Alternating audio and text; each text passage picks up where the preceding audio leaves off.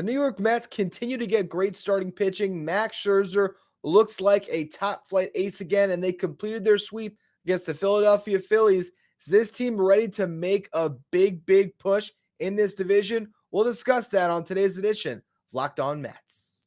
You are Locked On Mets, your daily New York Mets podcast. Part of the Locked On Podcast Network, your team every day.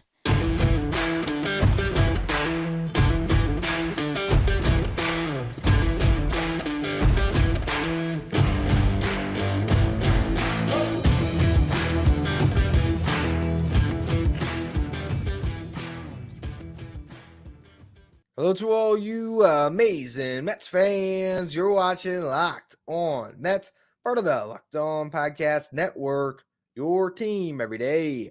I'm your host, Ryan Finkelstein. If you want to find any of my work, follow me on Twitter at FinkelsteinRyan. You can also find some of my writing at justbaseball.com, where I work as the managing editor. Download the Gametime app, create an account, and use the code LOCKEDONMLB for $20 off your first purchase. Last-minute tickets, lowest price, guaranteed. This Mets team simply owns the Phillies. That's just what they've done over the last 2 years. They went 14-5 against the Phillies last season, won all 6 series. This year, now a sweep moves them to 17-5 against them in their last 22 games, and they've now won 7 consecutive series. Phillies just have no answer for the New York Mets. And what's interesting is you look at the way this season kind of breaks down for the Mets, and there is a chance that if that trend continues, this could really factor into the end of the season push to potentially win the division or try to make a wild card, because the Mets will play the Phillies again later this month. Then they won't play them in July, they won't play them in August, and they won't play them until the end of September. 2 of their last 4 series, actually 2 of their last 3 come against the Phillies. The other 2 of their last 4 against the Marlins. So 7 of the last 10 against Philly, and their last 13 games all played between the Phillies and the Marlins. So just something to keep in mind when it comes to deciding an NL East race and a wild card race that could theoretically include all 3 of those teams. But getting to the game at hand, the Mets look great again, and Scherzer in particular looked great again. 7 strong innings for the second consecutive start. Only runs he allows are in the first inning, where one of them was unearned. Francisco Alvarez, kind of an unforced error. You had Trey Turner, who was on base from a base hit. Bryce Harper drew a walk to put runners at first and second, and this was with 1 out after Bryson Stott struck out to begin the game. And Trey Turner goes to steal third base. Alvarez really had no chance to get him. He ends up airmailing a throw that goes into the outfield. Turner comes around to score. That advances Bryce Harper to third base. And all of a sudden, sacrifice fly from Nick Castellanos. And the Mets are trailing 2-0 before they come up to bat. But Max Scherzer did not look phased, and that was it. It felt like, okay, those were the 2 he's going to allow. Let's see him just shut the door from here on out. And that's exactly what he did. And I want to spend a little more time on Scherzer in the next segment, but it was utter domination, and he allowed the Mets to get back in the game. And ultimately, Mark Canha is the hero once again. But before that happened, the Mets get a run across in the 3rd inning. Brandon Nimmo, Francisco Lindor each drew 2 out walks. Jeff McNeil got a knock and drove in Nimmo before Pete Alonso ends up striking out to stop what could have been a bigger rally against former Met Taijuan Walker. But that was the first run, and then they grab a lead when Mark Canha homers. Starling Marte got hit by a pitch in the 4th inning, so he was on base. And once again, you see Canha come up.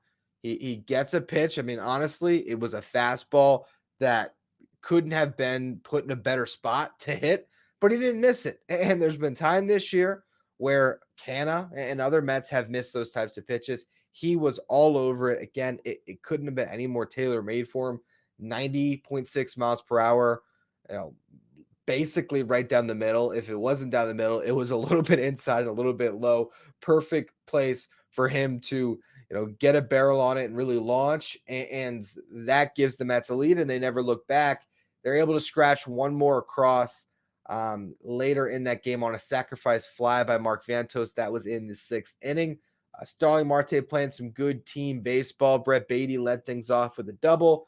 Marte lays down a sac bunt to advance Beatty. And with lefty on the mound, Mark Vientos got out there and he took some really big hacks. It looked like he wanted to put a couple runs on the board and really make the most of his one at bat for the day. But he kind of shortened up a little bit, still drove the baseball pretty deep in the center, 112.8 miles per hour off the bat on the sacrifice fly. But it did seem like a more controlled swing as opposed to the mighty hacks he took prior to that in the at bat. But a 3-2 pitch that, it could have gone the other way if there's another batter in the box, but Mark Vientos able to handle it. And quite honestly, it was another pitch that wasn't really a good one from the Phillies. I mean, that was a little bit high right down the middle. So, the Mets maybe took advantage of some bad play by the Phillies in this series, but you got to win those. And I love what I saw from all three of the Mets starters in this series is the biggest takeaway. Kodai Senga was unhittable. Carlos Carrasco was just dependable and solid. And, Max Scherzer has the rough first inning, settles down, gives up 5 hits, 1 walk, the 1 earned run, 9 strikeouts though for Scherzer. And there you go. You win another baseball game, you sweep another series, and you're starting to develop some mojo at home. This is 3 straight series the Mets have won there. So this ball club now seems to be trending in the right direction. And again, I can't preface this enough, and we'll discuss it more in the next segment here, but when you get this level of starting pitching, it becomes so much easier to win games. Suddenly, the bullpen is not taxed as much. And even today, I mean, Buck Showalter went into the season discussing, having 5 guys they can trust and leverage. And now it's more like 4 with Diaz out. But being able to go to different guys, they closed out this game without Adam Ottavino and David Robertson, who had pitched previously. They were able to go to Jeff Brigham to get a big inning after Scherzer, and then a combination of Raley and Smith to close the door when that bullpen is not taxed, where you don't need Brigham to be a middle relief guy, giving you multiple innings or just being put into bad situations because of the starting pitchers. He's more fresh and able to contribute and leverage. And, this team starts to roll when you're getting that level of starting pitching. 7 innings Senga, 6 from Carrasco, 7 from Scherzer. There was a lot of series this season where the bullpen had to cover half of the innings in the series. In this one, they covered 3, 4, 7 of the 27 innings. So really good starting pitching obviously breeds a lot of success, and that's what we're seeing. I want to discuss that more in just a minute. Before we do, though, today's episode is brought to you by Gametime. If you're looking for tickets this weekend, Mets versus the Blue Jays, this is where you have to go. It's the fast and easy way to buy tickets for all the sports, music, comedy, and theater near you with killer deals on last-minute tickets and their best price guarantee, so you can stop stressing over the tickets and start getting ready for the game. The game time guarantee means you're always going to find the best price. So if you find tickets in the same section and row for less elsewhere, Game Time is going to credit you 110% of the difference. It's the fastest growing ticketing app in the country for a reason. You'll get images of your seats before you buy, so you know exactly what to expect when you arrive. You can buy tickets in a matter of seconds, just 2 taps, then you're all set. Tickets are sent directly to your phone, so you don't have to worry about digging through your email. Snag the tickets without the stress with Game Time. Download the Game Time app, create an account, use the code LOCKEDONMLB for $20 off your first purchase. Terms apply. Again, create an account, redeem the code LOCKEDONMLB for $20 off. Download Game Time today. Last minute tickets, lowest price guaranteed.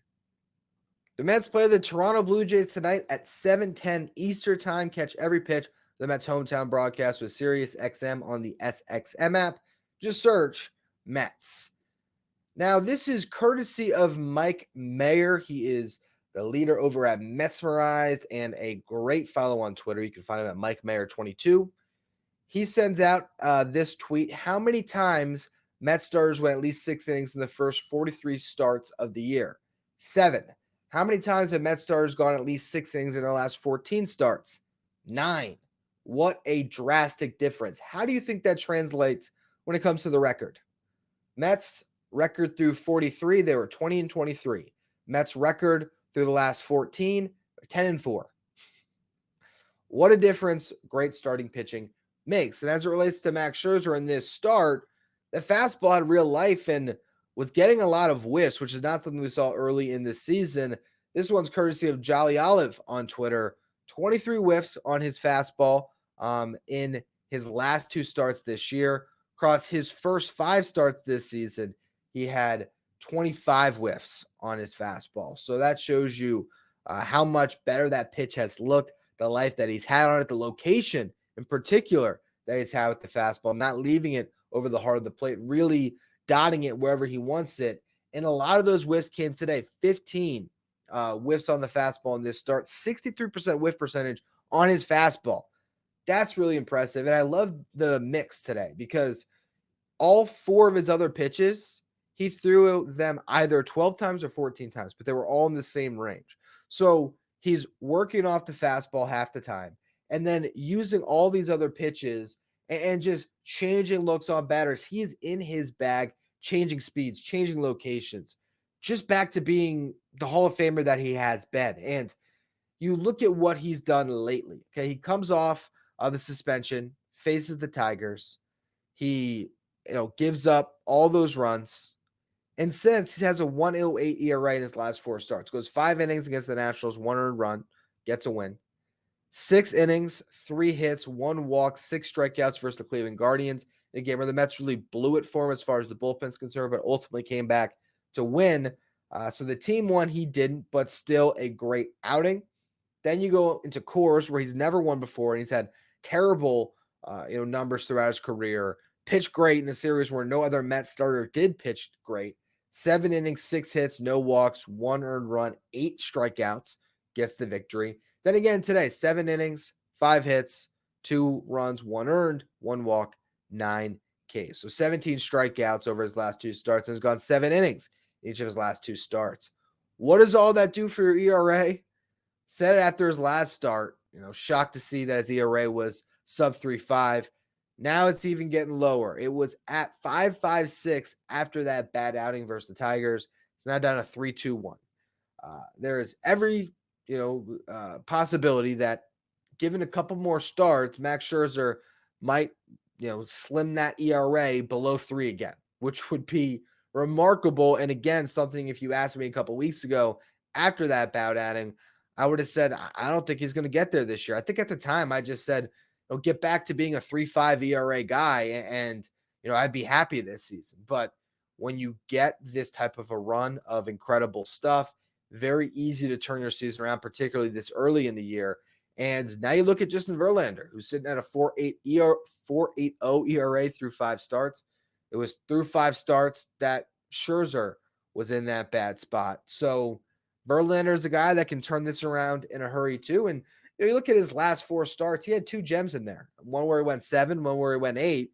He also has 2 starts in there where he's given up 6 earned. So I feel like you're going to get a better version of him moving forward. One of those starts where he gave up 6 was against the Tampa Bay Rays. One of those runs where he gave up 6, or one of those starts where he gave up 6 runs, was against the Rockies at Coors. So now you get to pitch at home against the Blue Jays on Friday night against Chris Bassett. I think you're going to see a better version of Justin Verlander. Now, looking at where the Mets are in this division, they're 3.5 games back right now. There's 25 games left this month. They are considering starting Kodai Senga on Sunday on a regular rest for the first time this season. He's always gotten an extra day at least.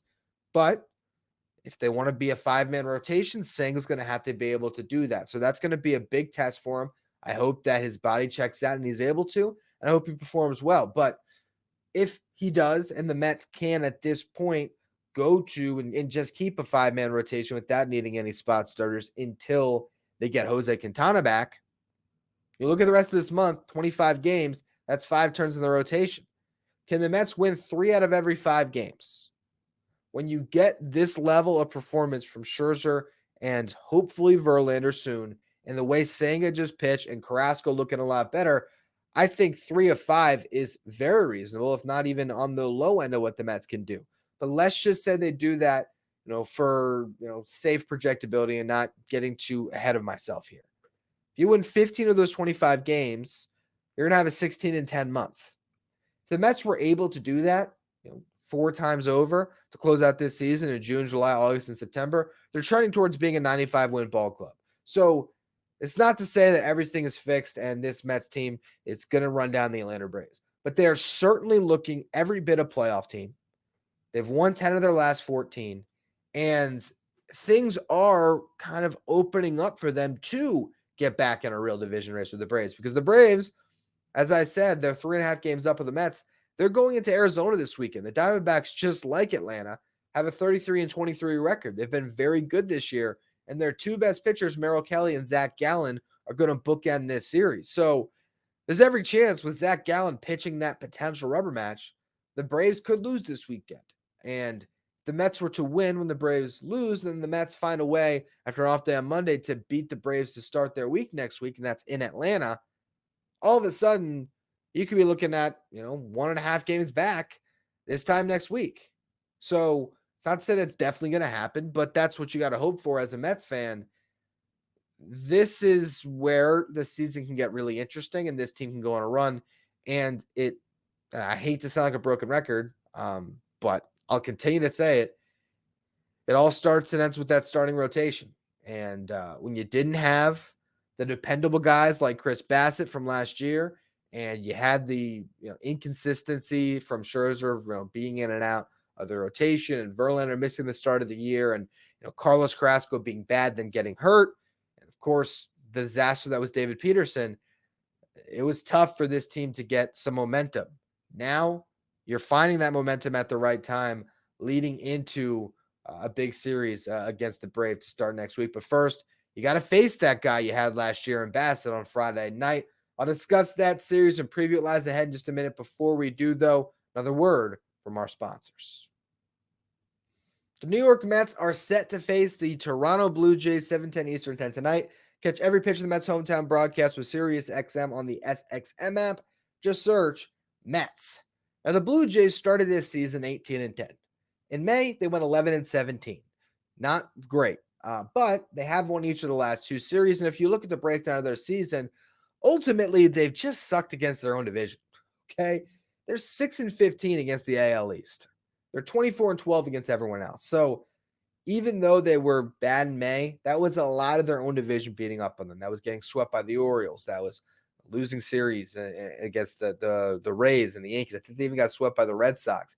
So it was a rough month in interdivision play. But when they faced other teams like the Braves, who they actually swept, they were able to win games, and they just won a series against the Brewers. Before that, they beat the Twins. You look at the top players on this team this year, Bo Bichette having an unbelievable campaign. He's certainly making the case that he's the best offensive shortstop in baseball. Matt Chapman in a contract year got off to an amazing start. It's cooled a bit since May, but still really good numbers. Vladimir Guerrero Jr. isn't quite the 2021 version of himself, but he still has 8 home runs and has been fairly good at OPS over 800. And then Kevin Kiermaier has been unbelievable, which is kind of crazy because this offseason, the big move is trading for Dalton Varsho. And of course, they signed Springer a couple years ago, but it's been Kiermaier that's had the best year of any of their outfielders. So that's been a little bit surprising, although Springer has been a lot better over the last 2 weeks. He's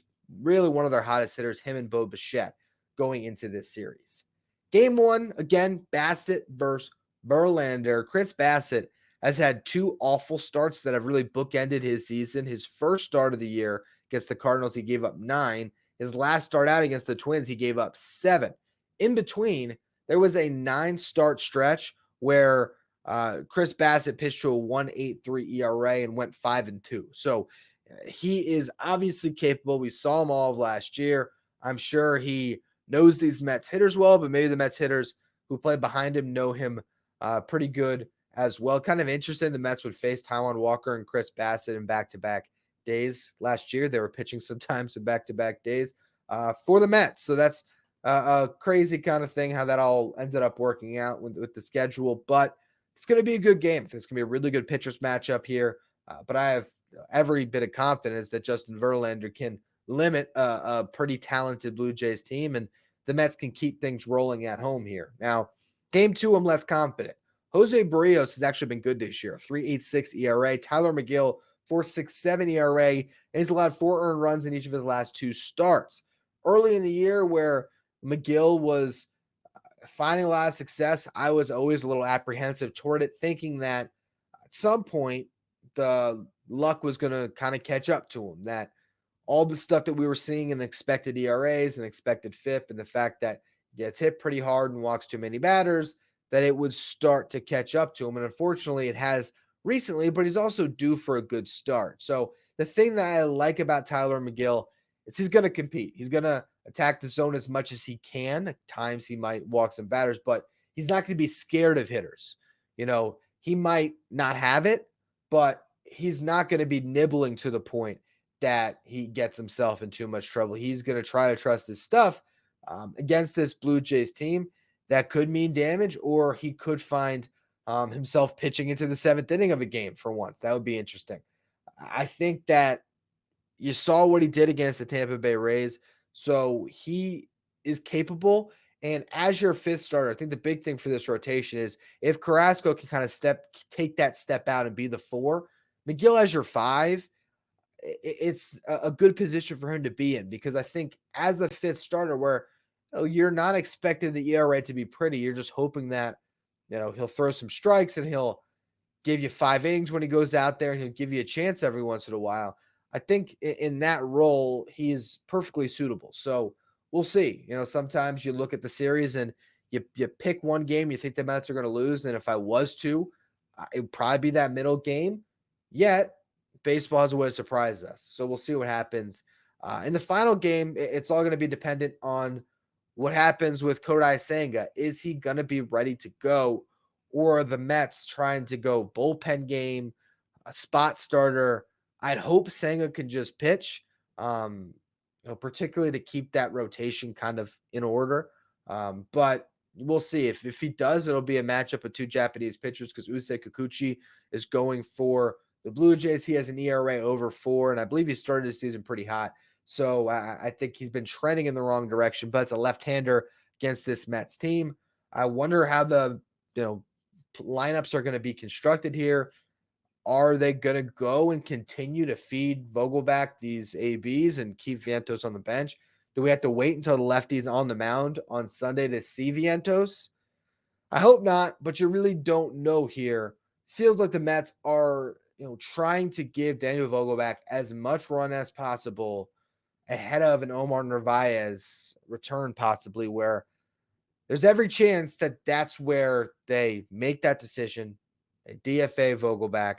They give Vientos the key to DH, and they have Narvaez getting some run as a DH, but also obviously catching, and really more importantly, having Alvarez DH and having Nito become your 3rd catcher. So we'll see how the playing time continues to shake out. Mark Vientos is red hot, or I'm sorry, not Mark Vientos, Mark Canha, the other Mark, red hot to close out this series. So I'd like to see the Mets continue to keep him in the lineup, even if that means that you want to get Pham out there. So you bench Marte for a game and give him a day.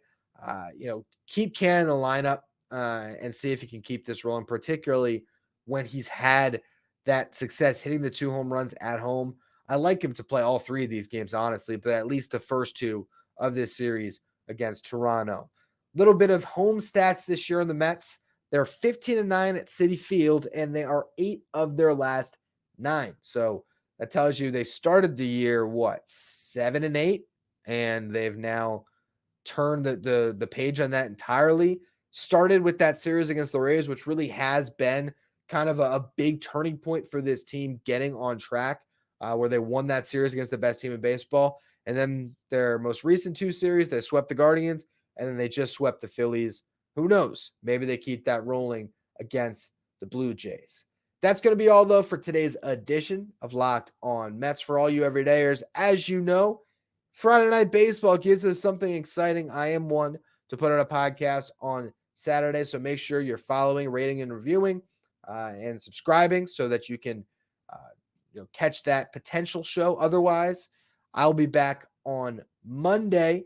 And also, of course, follow me on Twitter, Finkelstein Ryan. Follow the show, Locked On Mets. If you want to catch every pitch, the Mets hometown broadcast, 7:10 Eastern tonight. Do so with SiriusXM on the SXM app. Just search Mets.